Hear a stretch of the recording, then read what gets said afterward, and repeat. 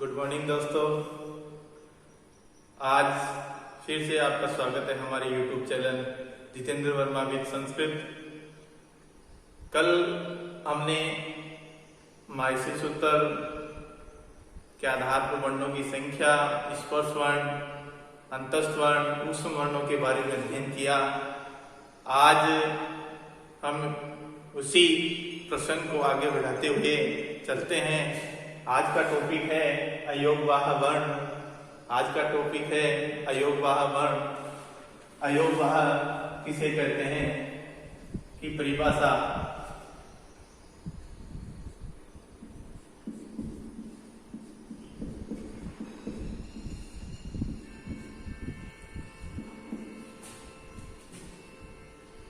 यद अयुक्ता तद यद अयुक्ता वहन्ति तद अयोगवाह।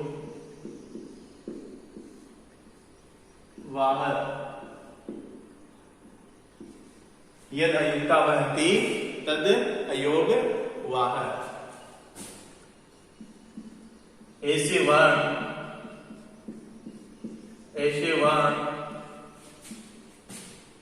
या चिन्ह जिनका उपदेश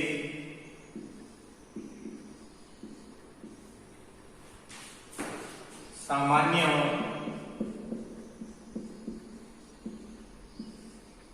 वर्णमाला में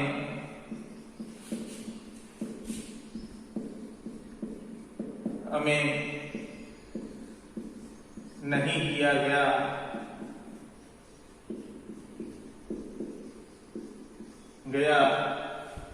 फिर भी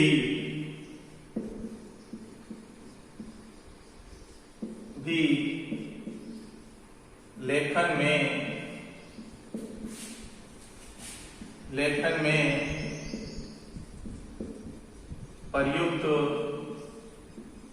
प्रयुक्त होते हैं,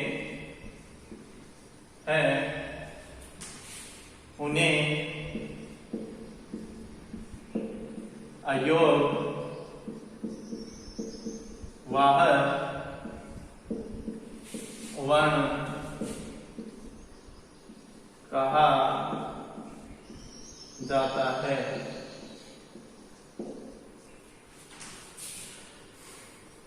अयोगवाह वर्ण यद अयुक्ता वहन्ति तद अयोगवाह।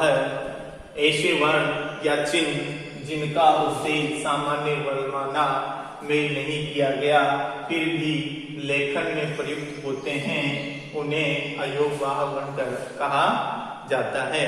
अर्थात ऐसे वर्ण जिनका उपदेश है वो सामान्य जो वर्णमाला है उसमें नहीं किया गया है और फिर भी वो लेखन में क्या होते हैं, प्रयुक्त होते हैं, ऐसे वर्णों को हम क्या कहते हैं, अयोगवाह वर्ण कहते हैं। सामान्यतः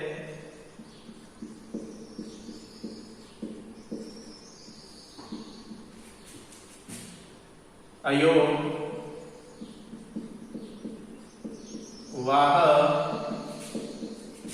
वर्ण 4 प्रकार के होते हैं।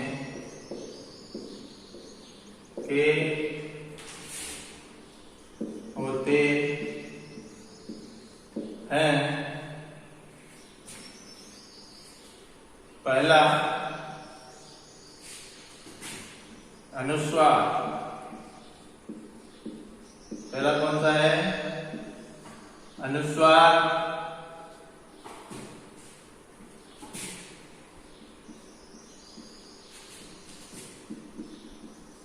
ए के बाद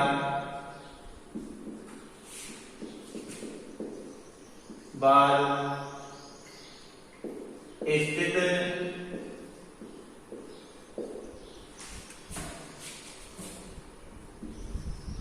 इस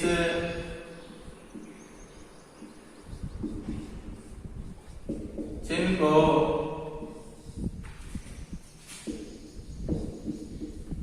अनुस्वार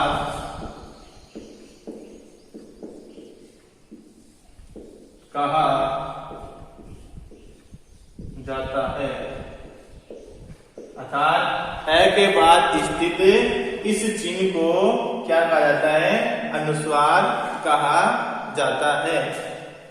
दूसरा है विसर्ग।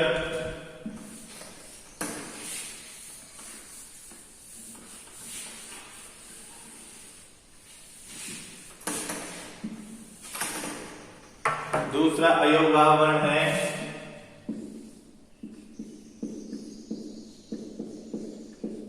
विसर्ग।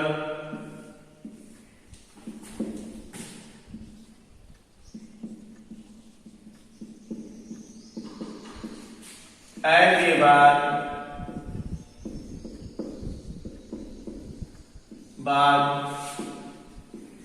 स्थित इस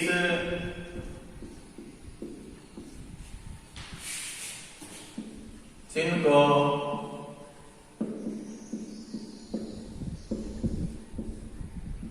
विसर्ग कहा जाता है।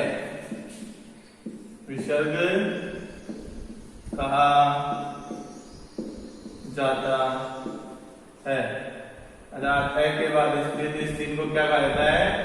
विसर्ग कहा जाता है। तीसरा अयोगभाव वर्ण है अर्ध विसर्ग। कौन सा है? अर्ध विसर्ग। अर्ध विसर्ग, ये देखो ये विसर्ग है। विसर्ग का जो आधा स्वरूप होता है वह क्या कहलाता है? अर्ध विसर्ग कहलाता है। विसर्ग का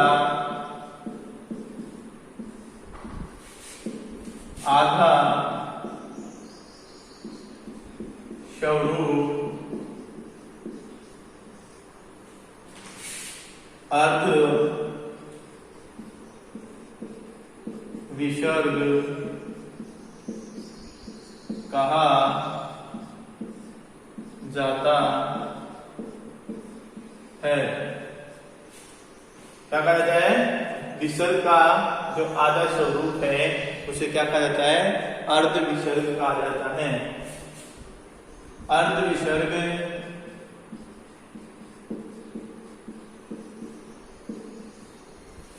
दो प्रकार के होते हैं।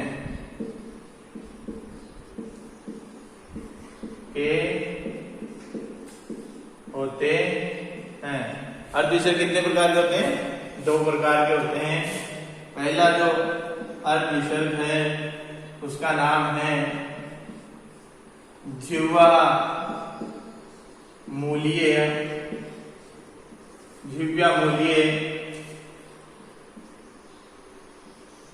अर्थात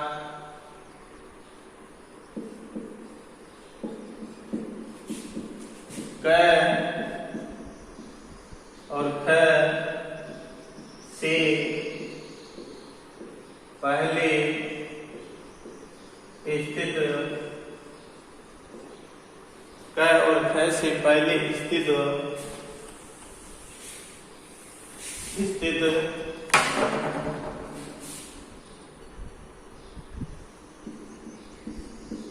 इस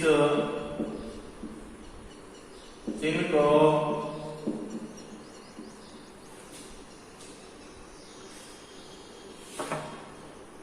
क या ख से पहले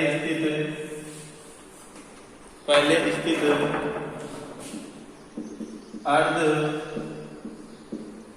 विसर्ग को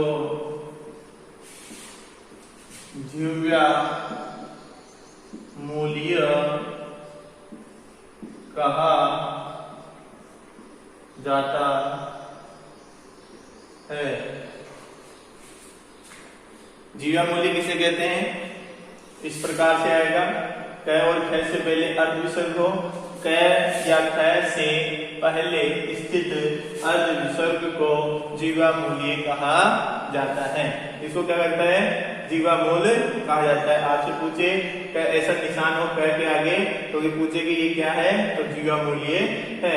और अगर पूछे एग्जाम में कि जीवामूल्य वर्ण कौन से हैं, तो आपको क्या बताना है, क और ख के आगे अगर ऐसा निशान है अर्धविसर्ग का तो वह जीवामूल्य होता है। दूसरा उपध्य मान्य, दूसरा कौन सा है, उपध्य मान्य।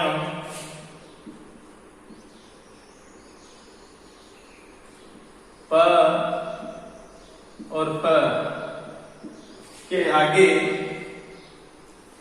प और फ, देखो ऐसा निशान हो प और फ के पहले, प और फ के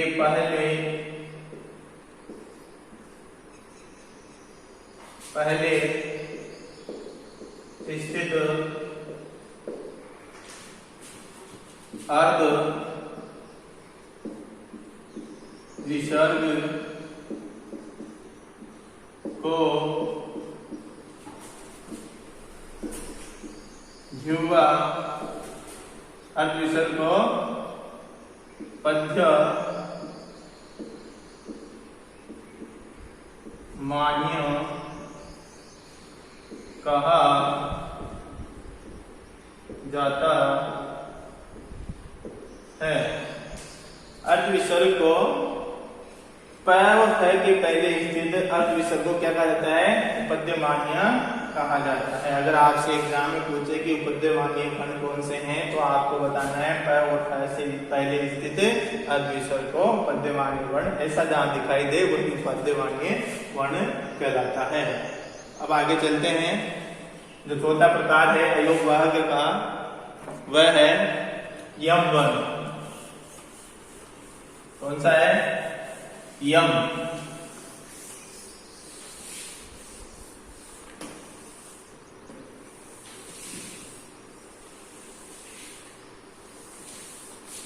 यम वर्ण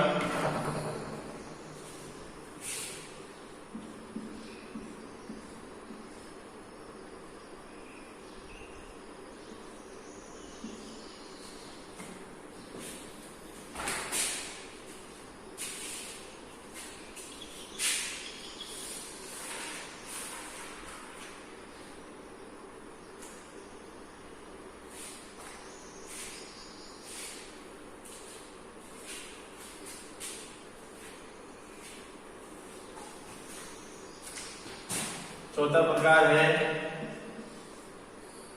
यम वर्ण। परिभाषा देखिए, वर्गों के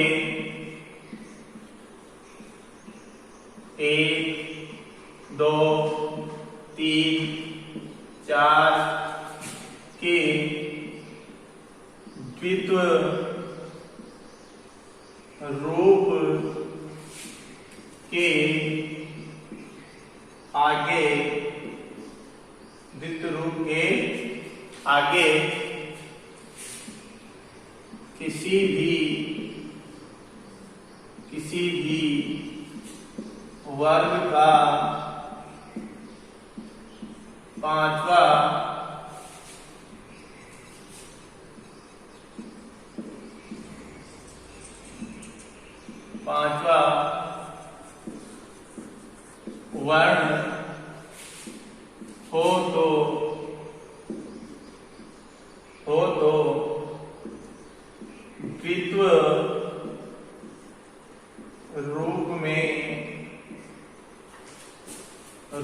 तो द्वित्व रूप में दूसरा रूप यम कहलाता है। तो दूसरा रूप है वो क्या कहलाता है, यम कहलाता है। वर्गों के 1, 2, 3, 4 के द्वित्व रूप के आगे किसी भी वर्ग का पांचवा वर्ण हो तो द्वित्व रूप में दूसरा जो रूप है वो क्या कहलाता है, यम कहलाता है। समझिए, 1, 2, 3 और 4 का क्या है, द्वित्व रूप। क्या है, द्वित्व रूप के आगे अगर वर्ग का, किसी भी वर्ग का 5वां अक्षर हो तो जो द्वित्व रूप है उसमें जो दूसरा है वह क्या कहलाता है, यम कहलाता है। दोबारा से देखिए, क, ख, ग, घ का द्वित्व रूप क, ख, ग, घ के आगे अगर वर्ग के, किसी भी वर्ग का 5वां य, म, ग, ण, न अगर 5वां अक्षर हो तो द्वित्व रूप में जो दूसरा रूप है वह क्या कहलाएगा, यम कहलाएगा। क्या कहलाएगा, यम कहलाएगा। समझ में आ गया कि यम वर्ण, यम क्या है, मतलब जो द्वित्व रूप में, द्वित्व रूप के आगे अगर 5वां अक्षर आता है किसी भी वर्ग का, जो द्वित्व रूप है उसमें जो दूसरा है तो क्या कहलाता है, यम कहलाता है।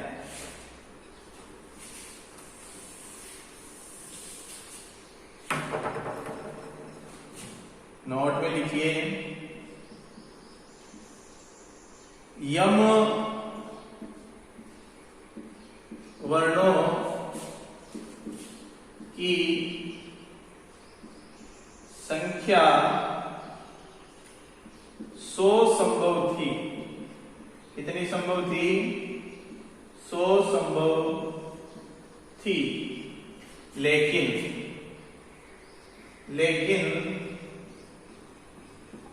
पाणिनीय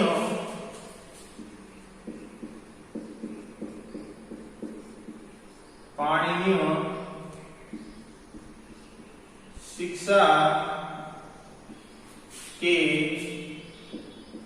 अनुसार यम वर्णों की संख्या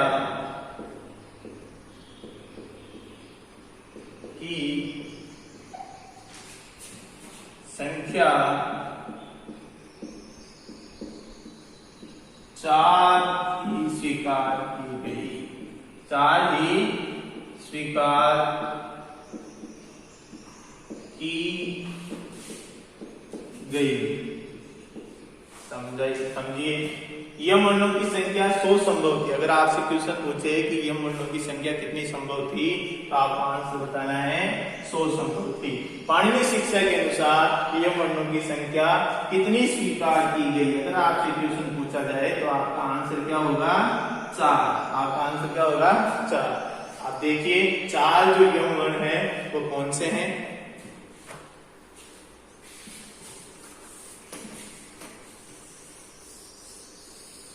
और आपको ये बताऊंगा 100 संभव कैसे थी उसके बारे में बताऊंगा। और जो 4 है, जो मुख्य रूप से जो 4 है यम वर्ण वो कौन से हैं उसके बारे में पहले अध्ययन कर लेते हैं। पहला था पलिक्कणी। पहला क्या था, पलिक्कणी। अब देखो क का द्वित्व रूप है, क का क्या है, द्वित्व रूप है। क के आगे क है, क के आगे क द्वित्व रूप है और द्वित्व रूप के बाद में कौन सा वर्ण है, किसी भी वर्ग का पंचम वर्ण है। कौन सा वर्ण है, पंचम वर्ण है। तो इसमें जो दूसरा जो क है वो क्या कहलाएगा, यम कहलाएगा। तो दूसरा जो क है वो क्या कहलाएगा, यम कहलाएगा। जब पलिक्कणी के अंदर यहाँ द्वितीय ककार यम कहलाता है। यहाँ जो द्वितीय ककार है वो क्या कहलाता है, यम कहलाता है। अब दूसरा उदाहरण है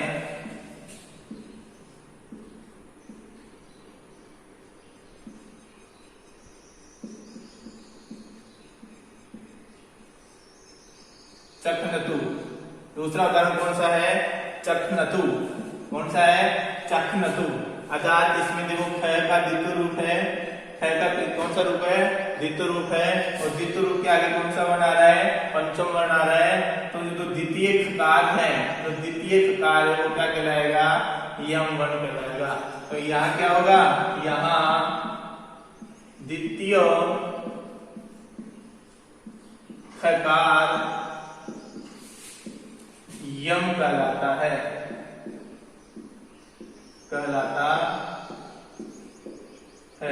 वर्ण प्रकार द्वितीय खकार यम कहलाता है। अब बात करते हैं तीसरे वर्ण की। तीसरा यम वर्ण कौन सा है, अग्नि। ग का द्वितीय रूप, ग के द्वितीय रूप के आगे कौन सा वर्ण है, पंचम वर्ण, अर्थात यहाँ जो दूसरे द्वितीय रूप है वह क्या कहलाएगा, यम कहलाएगा। तो यहाँ पे क्या आएगा, यहाँ द्वितीय गकार यम कहलाता है। यहाँ जो द्वितीय गकार है वो क्या कहलाएगा, यम कहलाएगा। यहाँ जो द्वितीय गकार है वो क्या कहलाएगा, यम कहलाएगा। तीसरा है चौथा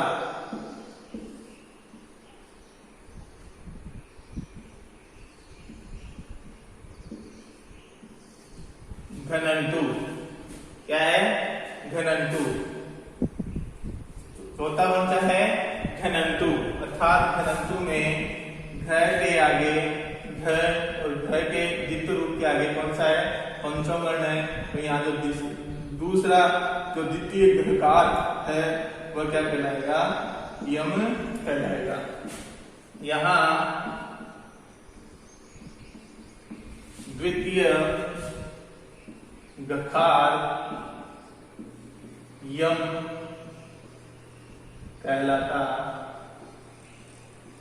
है। क्या कहलाता है, द्वितीय गकार यम कहलाता है। इस प्रकार से हमारे यम वर्णों की संख्या कितनी स्वीकार की गई है, 4 स्वीकार की गई है। ये 4 यम वर्ण है। वैसे संभव तो कितनी थी, 100 संभव थी। अब देखो 100 कैसे संभव थी, मैं आपको बता देता हूँ। उसके बाद में हम पाणिनि के अनुसार वर्णों की संख्या के बारे में अध्ययन करेंगे। पहले बात करते कि 100 संभव कैसे थी। देखिए जो क है, क के आगे य, म, ग, ण और न, कितने अक्षर है, 5 अक्षर है। तो कितने बन गए, 5। फिर ख के आगे भी ऐसा ही होगा, ख के आगे भी यही होगा, य, म, ग, न, कितने हो गए, 5। फिर ग के आगे भी यही होगा, 1 2 3 4 5। फिर ग के आगे भी यही होगा, य, म, ग, ण, न और ये 5। कितने हो गए, 5 और 5 10, 10 और 5 15, 15 5 20। अब देखो क वर्ग से कितने बन गए, 20 बन गए। तो बाकी बचे जो वर्ग है, वर्ग कितने होते हैं, 5 वर्ग होते हैं। देखो कौन कौन से, क वर्ग, ख वर्ग, सॉरी क वर्ग, च वर्ग, ट वर्ग, त वर्ग और प वर्ग। अर्थात इनसे कितने हो गई है, 5। अर्थात 5 और 20 बन गए 100। इस प्रकार यम वर्णों की संख्या कितनी संभव थी, 100 संभव थी। लेकिन पाणिनीय शिक्षा के अनुसार यम वर्णों की संख्या 4 ही स्वीकार की गई। अर्थात हमसे क्वेश्चन पूछा जाए कि यम वर्णों की संख्या कितनी होती है, 4 होती है। और पूछा जाए पलिक्कणी के अंदर यम वर्ण कौन सा है, तो आपको बताना है द्वितीय ककार यम वर्ण कहलाता है। उसी प्रकार अग्नि में बताना है तो द्वितीय ककार, फिर उसी प्रकार चखनतु में बताना है तो द्वितीय खकार, और उसी प्रकार घनंतु में बताना है तो द्वितीय ककार यम वर्ण कहलाता है। अब हम पाणिनि के अनुसार वर्णमाला के बारे में अध्ययन करेंगे। पाणिनीय शिक्षा के अनुसार वर्णमाला।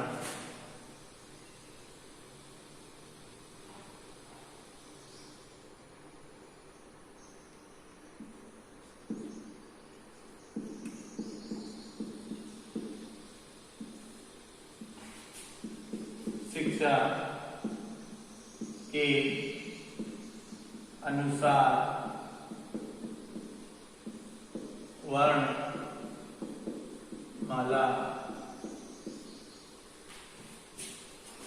देखिए, पाणिनीय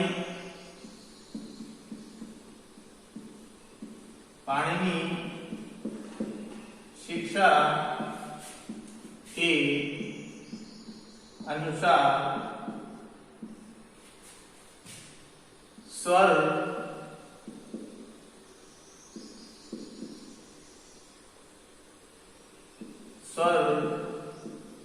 वर्णों की संख्या ह्रस्व, दीर्घ और प्लुत के आधार पर 21 या 22 स्वीकार की गई है। कितनी स्वीकार की गई है? 21 या 22 स्वीकार की गई है।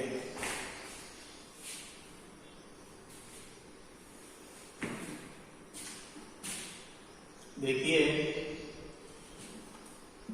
शब्दों की संख्या अ, ई, उ और री।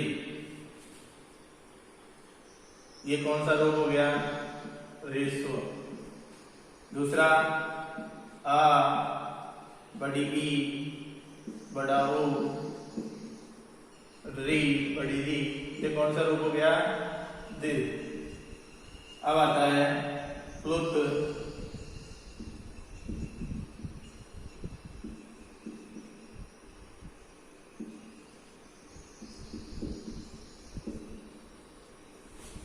प्लुत अ, ई, उ, री अर्थात लंबा जो स्वर खींचता है उसको क्या कहते हैं? हम प्लुत कहते हैं। इस प्रकार ए, ई और उ अर्थात तीन अर्थात कितने वर्ण हो गए? 12 अर्थात 12 वर्ण ये हो गए। अब बात करते हैं लरी की। इसकी लरी का क्या होता है? दीर्घ रूप नहीं होता है। पाणिनीय शिक्षा में लरी का दीर्घ रूप नहीं होता है, तो लरी का क्या हो गया? ह्रस्व रूप। क्या हो गया? ह्रस्व रूप। और लरी का कौन सा रूप हो गया? प्लुत रूप। देखो, अगर लरी का ह्रस्व रूप मानते हैं तो 1 काउंट होगा। अगर लरी का प्लुत रूप भी मानेंगे तो कितने काउंट होंगे? 2 काउंट होंगे। अर्थात ये 2 नंबर पे काउंट हो जाएगा। अब बात करते हैं ए, ओ, आई, औ। ये पहले से ही दीर्घ है। ये पहले से ही क्या है? दीर्घ है। इनका ह्रस्व रूप नहीं होता है, इसलिए इनका क्या रूप होगा? प्लुत रूप होगा। तो ए, ओ,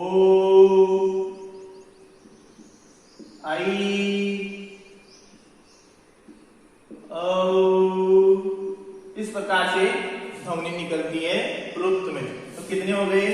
2 वर्ण ये हो गए, 2 ये हो गए, 2 ये हो गए और 2 ये हो गए। तो इन वर्णों की संख्या कितनी हो गई? 8 हो गई। अब देखिए, 12 तो ये हो गए, फिर 8 ये हो गए। अगर देखो, अगर ह्रस्व रूप स्वीकार करते हैं तो वर्णों की संख्या कितनी हो जाती है? 21। स्वर वर्णों की संख्या कितनी हो जाती है पाणिनीय शिक्षा के अनुसार? 21। अगर प्लुत रूप भी स्वीकार करते हैं तो स्वर वर्णों की संख्या कितनी हो जाती है? 22। अर्थात कहा गया है कि पाणिनीय शिक्षा के अनुसार स्वर वर्णों की संख्या 21 या 22 स्वीकार की गई है। अब बात करते हैं शेष वर्णों की। कौन से वर्णों की? शेष वर्णों की।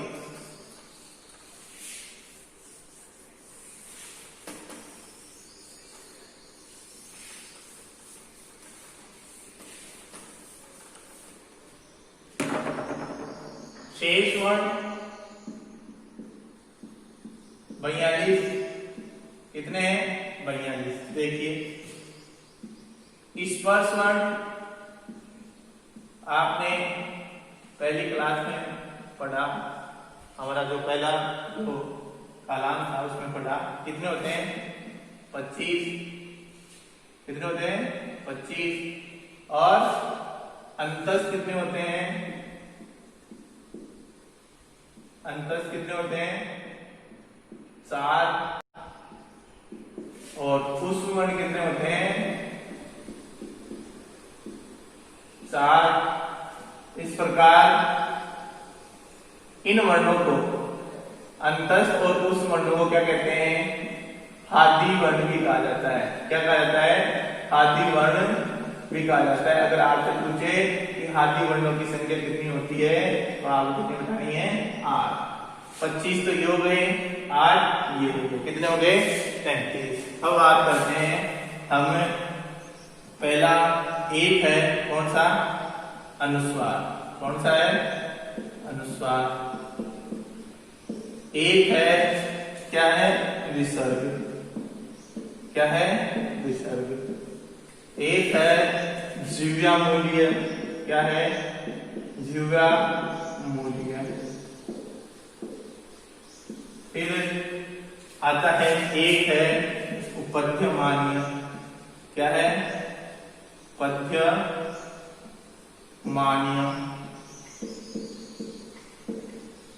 क्या है? उपध्यमान्य। और 4 क्या है? यम वर्ण है। क्या है? यम। 4 क्या है? यम वर्ण है। अब देखो काउंट कीजिए कितने हो गए? 25 और 8, 25 से 4 29, 29 से 4 33, 33 34 35 36 37 37 से 4 कितने होते हैं? 37 से 4 41। ये कितने हो गए? 41 हो गए। अब एक जो वर्ण है वह है ध्रुव स्पष्ट। क्या है? ध्रुव स्पष्ट। जैसा ये ध्रुव स्पष्ट वर्णों की संख्या कितनी हो गई? 42। कितनी हो गई? 42। कितनी हो गई? 42 हो गई है। अब बात करते हैं ये ध्रुव स्पष्ट क्या है?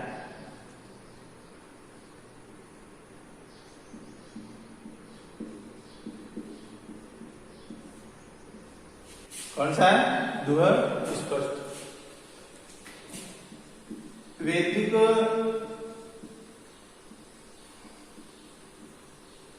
प्रयोग में द से पहले या बाद में स्वर के होने पर ड के स्थान पर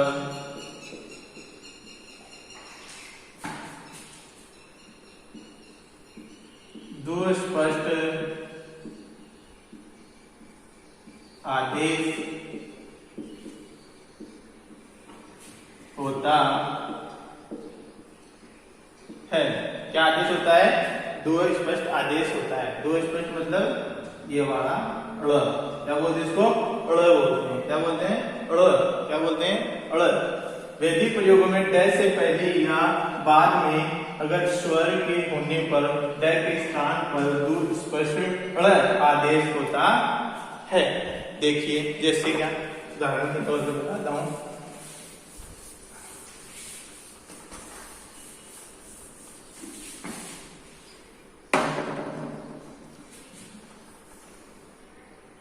जैसे लौकिक प्रयोग है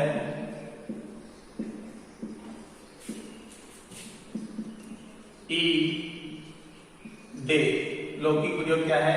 ई डे। अब इसको हम विच्छेद करेंगे तो ई के बाद में क्या आ रहा है? ड के बाद में क्या आ रहा है? ए। अर्थात ड के पहले भी स्वर हो, ड के बाद में भी स्वर हो, तो ड के स्थान पर क्या आदेश होता है? स्पष्ट आदेश हो जाता है। तो हम इसको लिखेंगे तो क्या बन जाएगा? ईड़े। क्या बन जाएगा? ईड़े। ईड़े क्या बन जाएगा? ईड़े। अर्थात नॉट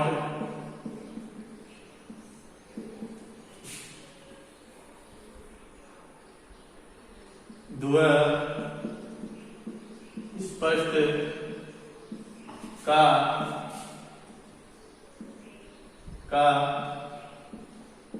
उच्चारण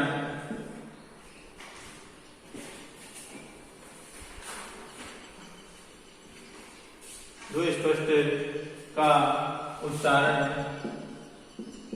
स्थान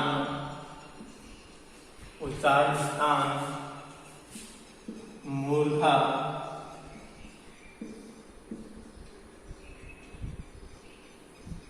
माना जाता है। क्या माना जाता है? मूर्धा माना जाता है, क्योंकि ड जो ड है उस ड का उच्चारण स्थान क्या होता है? मूर्धा होता है। ड जब टंकार लगती है चोटी पर ड, तो क्या होता है? इसका उच्चारण स्थान ड का मूर्धा होता है। तो ड के स्थान पर ही दुस्पष्ट आदेश होता है। इसके कारण दुस्पष्ट का उच्चारण स्थान क्या कहलाता है? मूर्धा कहलाता है।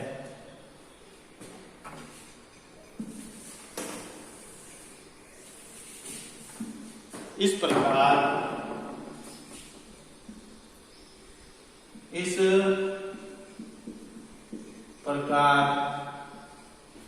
भगवान शंभु के मत में पाणिनीय शिक्षा के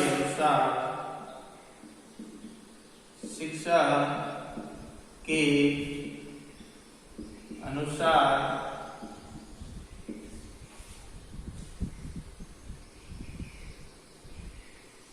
वर्णों की संख्या 63 या 64 स्वीकार की गई है। जैसे 21 या 22 तो क्या है? स्वर प्लस 42 तो 63 या 64।